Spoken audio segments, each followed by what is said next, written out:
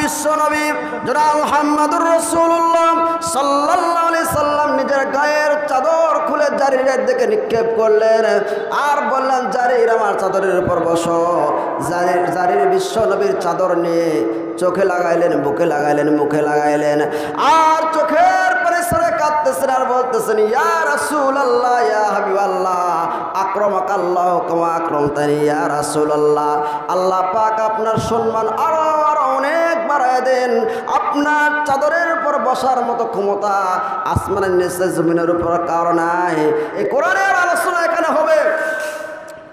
যাই যেখানে আছেন যুবক ভাইরা, আপনারা রাস্তাঘাটে ঘোরাফেরা না করে মাহফিলের প্যান্ডেলের মধ্যে এসে বসে যান। যুবকদেরকে আল্লাহর নবী সবচাইতে বেশি ভালোবাসতেন। যুবকদের রক্তের উপরে ইসলাম প্রতিষ্ঠিত হয়েছে। সুবহানাল্লাহ। যতগুলো সাহাবী ছিল সমস্ত সাহাবী যুবক মানুষ ছিল। দ্বিতীয় না হযরতে আবু বকর সিদ্দিক রাদিয়াল্লাহু তাআলা যখন মুসলমান হয়েছেন তখন তার বয়স ছিল মাত্র 37 বছর। সুবহানাল্লাহ বলেন। 37 বছরের মানুষ কি দাঁত পরে বুড়া হয়ে যায় নাকি? 37 বছর বয়স ছিল। হযরত ওমর রাদিয়াল্লাহু তাআলা যখন মুসলমান হয়েছেন তখন তার বয়স ছিল 26 বছর।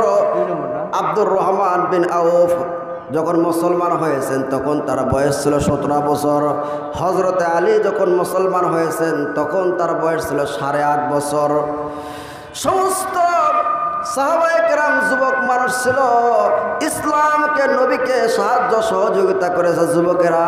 এই যুবকের রক্তের উপরে ইসলাম প্রতিষ্ঠিত হয়েছে। জোরে বলেন সুবহানাল্লাহ। যুবকেরা আজকে তারা কোরআন হাদিস না বোঝার কারণে তারা বেলাইনে যাইতেছে। আমার মুসলমান ভাইরা, যারা বুড়া মানুষ আছেন তারা মন খারাপ করবেন না। এই যৌবন কালটা, যুবক কালটা আপনারাও পার করে দিয়ে আসছেন।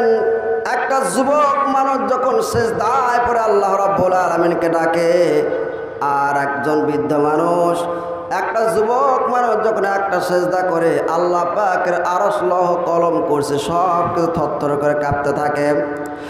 আল্লাহ রাব্বুল আলামিন ডাকতে বলেন, আরশ লৌহ কলম করছি, তোমরা কেন কাঁপতেছো, কি হয়েছে?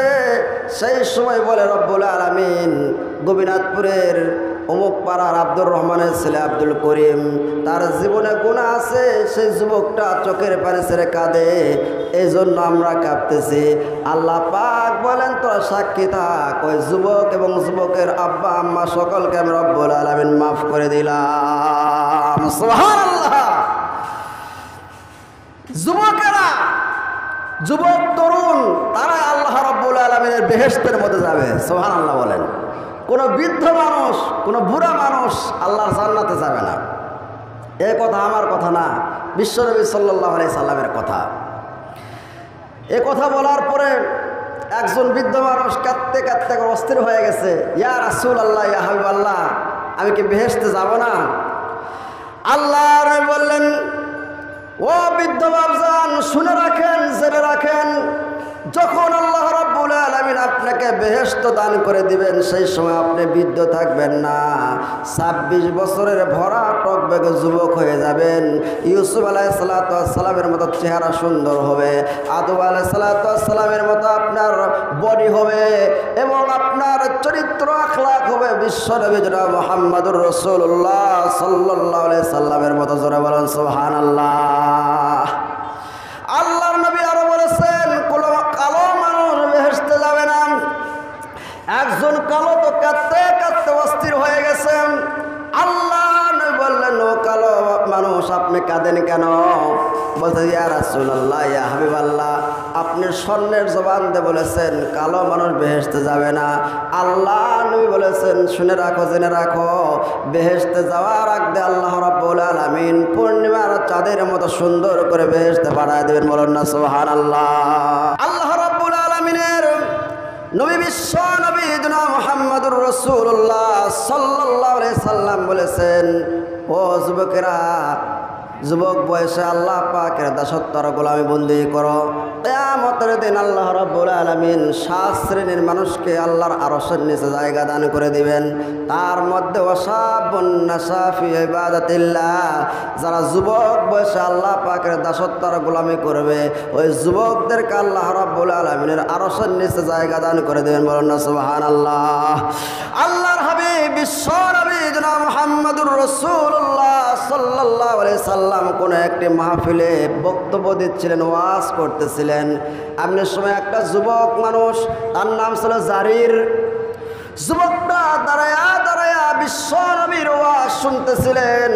আল্লাহর হাবিব বিশ্ব নবী জনাব মুহাম্মদুর রাসূলুল্লাহ সাল্লাল্লাহু আলাইহি সাল্লামের চোখ ওই জারিরের দিকে পড়ল। জারির ছিল খুব সুন্দর, চাঁদের মতো চেহারা ছিল। আল্লাহর হাবিব বিশ্ব নবী জনাব মুহাম্মদুর রাসূলুল্লাহ সাল্লাল্লাহু আলাইহি সাল্লাম নিজের গায়ের চাদর খুলে জারিরের দিকে নিক্ষেপ করলেন আর বললেন, জারির আমার চাদরের উপর বসো। জারির বিশ্ব নবীর চাদর নিয়ে চোখে লাগাইলেন, বুকে লাগাইলেন, মুখে লাগাইলেন আর চোখের পানি ছেড়ে কাঁদতেছেন আর বলতেছেন, ইয়া রাসূলুল্লাহ, ইয়া হাবিবাল্লাহ, আকরামাকাল্লাহু কামা আকরামতানি ইয়া রাসূলুল্লাহ। আল্লাহ পাক আপনার সম্মান আরো আরো অনেক বাড়ায় দেন। আপনার চাদরের উপর বসার মতো ক্ষমতা আসমানের নিচে জমিনের উপর কারো নাই। আমি বুঝতে পেরেছি আপনি আমাকে ভালোবেসে চাদর দিয়েছেন। বলেন না সুবহানাল্লাহ।